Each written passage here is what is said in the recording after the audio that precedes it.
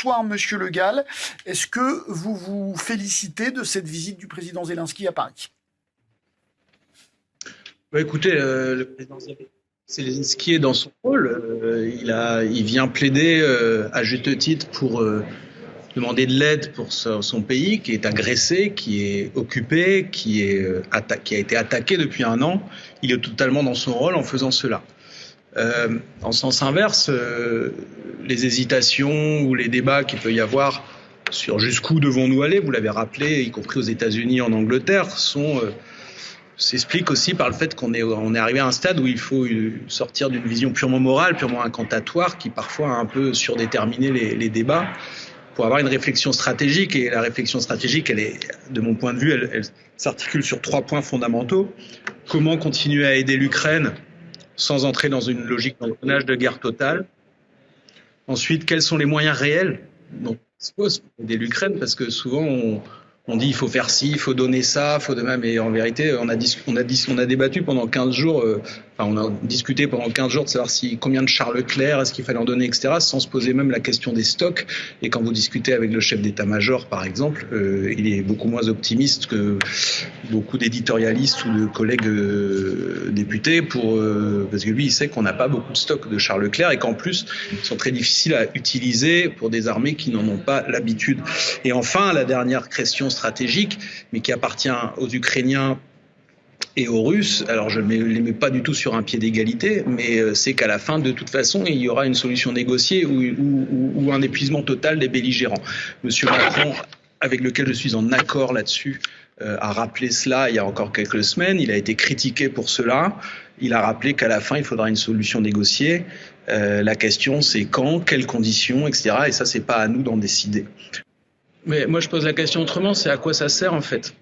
Si les Ukrainiens réclament beaucoup plus des Léopards que des chars Leclerc, c'est parce qu'on sait très bien que le char Leclerc est beaucoup plus difficile à utiliser, beaucoup plus complexe technologiquement, beaucoup plus difficile en termes de maintenance, et qu'il en existe en beaucoup moins grand nombre. Donc en plus, vous gagnez pas un effet voilà. Donc bon. On peut discuter éternellement, mais en vérité, si c'est pour livrer 10 chars, ça sert à rien. On est dans de la pure symbolique. Ensuite, je n'ai pas dit que j'étais contre le fait de les livrer. Je dis que je suis contre le fait, par contre, de ne pas se poser les questions de l'engrenage stratégique. J'ai trop le sentiment que dans le débat public, d'abord, on réclame plus de débats. On a plusieurs groupes politiques à l'Assemblée qui ont récemment, que ce soit les LR, la France Insoumise, les communistes, réclame un vrai débat sur quelle est notre stratégie en Ukraine, parce qu'il ne s'agit pas de se désolidariser obligatoirement de la position du gouvernement, c'est pas le sujet. Le sujet, c'est qu'on est vraiment dans une vision un peu morale, un peu incantatoire, et on se laisse entraîner dans des choses sans forcément toujours avoir la réflexion stratégique qu'il y a derrière. Écoutez, je pense pas que là d'arriver à ce niveau d'argumentaire, mais puisqu'il en est là, je vais juste vous rappeler sur le plan factuel quelques petits points. C'est pas nous qui avons reçu Monsieur Poutine en grande pompe au fort de Brégançon, etc., etc. J'aurais pu, voilà. Quant à la PPR, la résolution dont il parle était purement incantatoire. Il n'y avait aucune réflexion stratégique dedans et elle était même en décalage complet avec ce que disait le président Macron lui-même au même moment.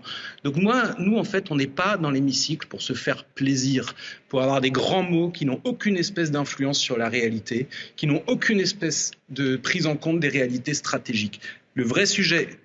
Vous me reprochez de mettre en garde le risque d'engrenage vers une guerre totale. Ce sont les chefs d'État qui le disent. C'est Macron qui le dit, c'est Biden qui le dit. Excusez-moi de réfléchir comme si il fallait tenir compte de ce genre de détails. Quant à l'histoire selon laquelle nous n'aurions jamais voulu aider l'Ukraine, c'est un mensonge, c'est tout simplement un mensonge. Par contre, oui, nous ne sommes pas dans le manichéisme qui revient à dire que fonçons tête baissée, livrons autant d'armes qu'on voudra, quelle que soit la qualité des armes, quel que soit l'usage qui en sera fait, quel que soit même l'intérêt que ça aura pour l'armée ukrainienne qui ne saura pas se servir de chars Leclerc, soyons-le très clair, interrogez des spécialistes, ils vous le diront. Mais non, donc faisons-nous plaisir, aucun débat stratégique, rien de sérieux. Excusez-moi de rappeler le sérieux. Vous êtes en décalage même avec ce que dit le président, le chef de votre majorité relative. Arnaud Le Gall, vous avez dit au début de cette intervention que Volodymyr Zelensky était dans son rôle en venant à Paris. Est-ce que vous estimez que le président Macron est lui aussi dans son rôle en le recevant à l'Élysée avec le chancelier Scholz?